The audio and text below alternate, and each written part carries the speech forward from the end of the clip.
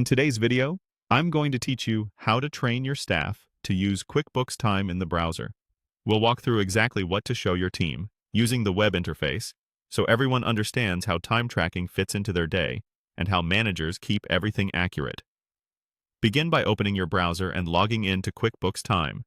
When you land on the dashboard, point out the main navigation on the left. This is where your team will spend most of their time. Start with Time Clock.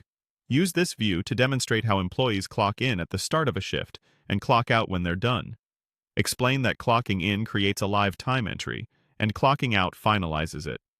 Encourage staff to clock out before switching tasks or wrapping up for the day to keep records precise. Next, select Schedule.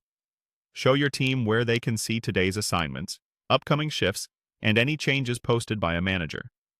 Let them know this is their first stop for confirming start times and locations, and it helps eliminate confusion at the beginning of each shift.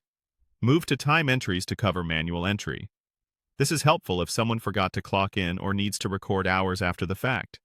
Demonstrate how to select the team member, enter the date, start time, end time, and choose the correct customer or project. Emphasize accuracy here, then click Save so the entry is stored. Head to Approvals to explain how submitted time is reviewed by managers. Clarify that approval locks in hours for payroll and reporting, so employees should submit on time, and managers should check this area regularly. Open reports and choose hours by team member.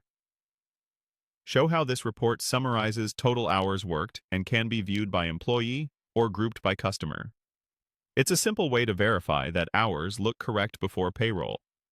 Select My Team to show managers where they can view active team members and confirm who has time tracking access. This is useful when onboarding new hires or auditing who's currently tracking time. If it's relevant to your workflow, highlight optional features. In Time Off, staff can submit requests for leave.